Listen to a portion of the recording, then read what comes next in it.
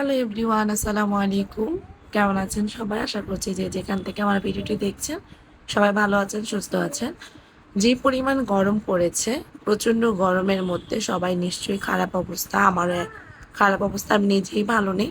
আর যাদের বাসায় বাচ্চা আছে এবং বয়স্ক মানুষ আছে তারাই বুঝতেছে যে গরমে সবার কীরকম অবস্থা খারাপ হয়ে যাচ্ছে।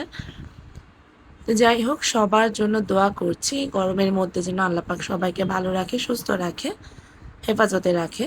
মুক্তাস ফ্যামিলি ব্লগের আরও একটি নতুন ব্লগ দেখার জন্য আমি আপনাদের সবাইকে ওয়েলকাম করছি। আর যেহেতু আমি গরমের কারণে বাচ্চাদের নিয়ে ভিডিওটা নিয়মিত দিতে পারছি না, মানে প্রচণ্ড ব্যস্ত বাসার মধ্যে, মানে কোথাও থেকে ঘুরে আসলেই যে আমি বেঁচে গেলাম তা কিন্তু না। কারণ বাসায় এসে দেখি ওখানে মনে হয়েছে যে আমি লাগেজে সব কাপড় পরিও নি। তারপর ঘুরতে বাড়িতে এসে মনে হচ্ছে যে এত কাপড় পরে ফেলছে বাচ্চারা নিজেরা। ৩ দিন ধরে আমি শুধু কাপড়ই ধোয়াইছি আমার বাসার খালাকে দিয়ে। কারণ এই পরিমাণে গরমের মধ্যে কাপড় বারবার বাচ্চারা চেঞ্জ করেছে। দেখা গেছে প্রচুর কাপড় হয়ে গেছে। আর কক্সবাজার থেকে এসে আমি বাসায় অনেক বেশি ব্যস্ত হয়ে গিয়েছি। বাসা পরিষ্কার করা লাগছে। তারপর বাচ্চারাও টুকটাক অসুস্থ হয়ে গিয়েছে। এরই মধ্যে সবকিছু মিলে এত ব্যস্ত, ভিডিওই দিতে পারিনি। আর কক্সবাজারের কথা কিছু তো ওই ভিডিওতে বলতেই পারিনি, আজকের ভিডিওতে বলবো। এটা ছিল আমাদের দ্বিতীয় দিনের ঘোরাঘুরির একটা ভিডিও। ওদিন ঘুরতে গিয়ে এত রোদ ছিল, প্রথম দিন তেমন বেশি গরম ছিল না, মোটামুটি সহনীয় ছিল। কিন্তু দ্বিতীয় দিন আমরা যখন বের হই তখন মনে হচ্ছে হায় আল্লাহ, মনে হচ্ছে মাথার উপরে সূর্যটা চলে আসছে, এত গরম ছিল। আম, আমার মেজো মেয়ে তো অলরেডি জায়গায় জায়গায় শুধু কান্নাই করেছে। ও তো কিছু হলেই সহ্য করতে পারে না, শুধু কান্না করে দেয়। তো গরমের ঠেলায় বারবার কান্না করতো। আর ছোটজন তো আছেই, আমার কোলে নতুবা ওর বাবার কোলে, সারাক্ষণ সে কোলেই ভ্রমণ করেছে, সে কোথাও ৪ কদম হাঁটেনি। তো যাই হোক, ওকে নিয়ে আমরা অনেক প্যারেশানির মধ্যে ছিলাম। সে আমার কোল নতুবা ওর বাবার কোলেই থাকতো, আমাদের আদ্রিতা। আর বড় মেয়ে তো মাশাআল্লাহ আমাদের অনেক বড় হয়ে গিয়েছে, তাকে দেখলে এবার মানে বুঝেছি যে কোনো রকমের ঝামেলাই করেনি। তারপর আমরা এই যে এই বীজটা ছিল হলো প্যারাসেলিং করার জন্য, এবং আহ, সবাই এখানে কেউ গোসল করছে না, বসেছিল। তা আমরা ওখানে অনেকক্ষণ স্টে করে অনেক ফটো টটো উঠালাম। সেখান থেকে আমরা কক্সবাজার যতগুলো স্পট আছে দেখার জন্য সবগুলোই দেখেছি। শুধু হিমছড়ির যে, সরি সরি ভুল বলতেছি, কাঁকড়া বীচ যেটাকে বলে সেটাতে শুধু যাইনি, কারণ বাচ্চাদের নিয়ে অত দূর যাওয়া যায় না আর গরমের মধ্যে। তারপর আমরা হিমছড়ি পাহাড়ে উঠেছিলাম। সেটা যে কি পরিমাণ কষ্ট হয়েছে আমি বলতেই পারবো না। আমি যদি আগে জানতাম যে ভিতরে যাওয়ার পর এই অবস্থা, আমি হয়তো যেতামই না। তো যাই হোক, যেখানে যাইনি সেখানে না গেলে তো বুঝবো না কীরকম। তারপরে যেখান ছিল পাথর কাটা, এই জায়গাটা আমার কাছে খুব ভালো লেগেছে। এখানে এসে আমরা সূর্য ডুবাটা দেখেছিলাম। আর সবাই এখানে এসে যে যার মতো শুধু ছবি তুলছিল। আমি তো কোনো ব্লগের জন্য ভিডিওই নিতে পারিনি, কারণ আমার কোলে তখন আদ্রিতা ছিল। আর রাইসার বাবা একটু এভাবেই ভিডিও করেছে, যেহেতু সে জানে না যে ব্লগের জন্য ফোনটা আসলে কিভাবে ধরে ভিডিওটা করতে হবে। তো সে আমাকে বলল সমস্যা নেই, আমি তোমার জন্য ভিডিও করে নিয়েছি। আমি তো এখন মানে বাসায় এসে ভিডিও দেখে হাসছিলাম।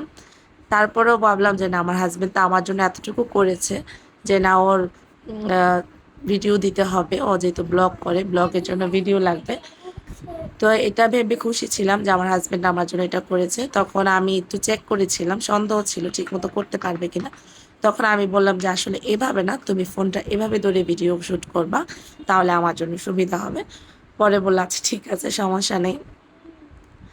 আর গরমের মধ্যে তো আমাদের সাথে যে ভাই একটা ভাবি গিয়েছিল, তাদেরও তো 2টা ছোট ছোট বাচ্চা, তারাও সবসময় কোলে নিয়েই ঘুরেছে, মানে কোল ছাড়া বাচ্চারা ছিলই না। তার আর শুধু সমুদ্রের পাড়ে গেলেই বাচ্চারা একটু নেমেছে, পানি দেখে খেলা করেছে। আর এই তো প্রকৃতির এত সুন্দর দৃশ্য। এখন একটু ঘোরা নিয়ে কথা বলি। আল্লাহ কত সুন্দর জায়গা তৈরি করে রেখেছে, তাই না? ওখানে না গেলে আসলে বোঝাই যেত না। আমি নিজেও বুঝতে পারিনি জায়গাটা, মানে শুনেছি মানুষের কাছে, শুধু কখনো যাওয়া হয়নি, যে কক্সবাজার সমুদ্র সৈকত এমন একটা জায়গা যেখানে আপনি বারবার গেলেও আপনার মন ভরবে না, যে আমার মন ভরে গেছে, আমরা কোনো জিনিসে বলি না আর আসবো না বা আর নিব না বা আর খাবো না। কিন্তু এটা এমন একটা জায়গা আপনার মন ভরবে না, মনে হবে যে আপনি বারবার যান। আমরা যেদিন চলে আসছিলাম সেদিন কিন্তু আমার অনেক খারাপ লাগছিল, মনে হচ্ছিল আমি কি যেন রেখে যাচ্ছি।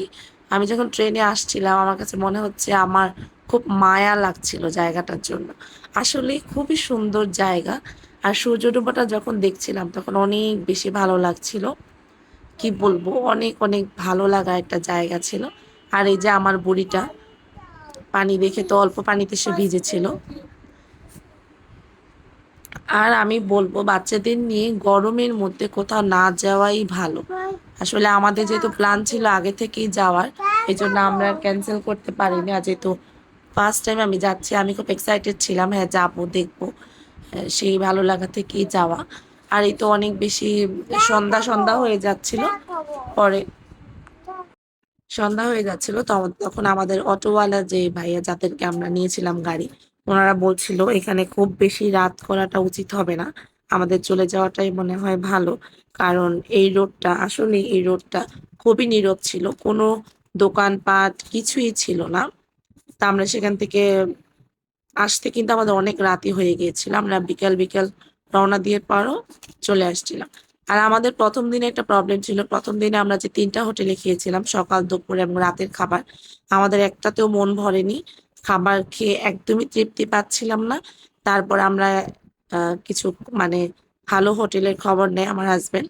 তখন সে দেখে এখানে একটা হোটেল হয়েছে যে মেজান ডাইন, এটা নাকি 10 দিন হয় অলরেডি চালু হয়েছে। তা আমরা ভাবলাম যেহেতু নতুন এবং এখানে নাকি সব চাটকায়া খাবার পাওয়া যাবে। তো আমরা ভাবলাম যে এটাতে আজকে খাওয়া যাক এবং দেখি এখানকার খাবারটা কিরকম। তারপর আমরা এখানে এসে আমরা ওদিন 2 দিন যাবৎ শুধু ভাতই খেয়েছি, কোনো পোলাও কিংবা বিরিয়ানি জাতীয় খাবার একদমই খাইনি। সম্পূর্ণ ভাত, মাছ, মাংস, শুটকি, ডাল এগুলোই খেয়েছি। আম, আর আমরা অন্য কিছুই খাইনি। যেহেতু গরম পড়েছে প্রচন্ড, আমরা চাচ্ছিলাম সবাই সুস্থ থাকার জন্য, তাই আমরা এই যে এখানে ভাত নিয়েছি আর ওই যে কালাভুনা নিয়েছিলাম আর রাইসার জন্য মুরগি নিয়েছিলাম। আসলে আমি একটা কথা বলবো, ওখানে হোটেলের সার্ভিসগুলা মানে খাবার ভালো মন্দ হতেই পারে, কিন্তু মানুষের ব্যবহারগুলা অনেক ভালো ছিল, খুবই ফ্রেন্ডলি ছিল। আর কি বলবো, খুবই ভালো লেগেছে ওখানকার প্রত্যেকটা মানুষের ব্যবহার, রিক্সাওয়ালা অটোওয়ালা থেকে শুরু করে দোকানদার কিংবা হোটেলের খাবার দাবার গুলো খুব ভালো ছিল। আর দোকানদারদের কথাটা আমি শপিং এর ব্লগে বলবো, আসলে ওনারা কিরকম বিহেভ করে কাস্টমারদের সাথে। আর হোটেলগুলোর সার্ভিস আমার কাছে অনেক ভালো লেগেছে। আর আজকে আমরা এখানে তো খাওয়া দাওয়া করে হোটেলে চলে যাব, তারপর বাচ্চাদের ঘুম পাড়িয়ে দেন আমরা আরেকবার একটু বিচে যাওয়ার চিন্তা ভাবনা আছে। তো আজকের ব্লগটা এখানেই শেষ করব।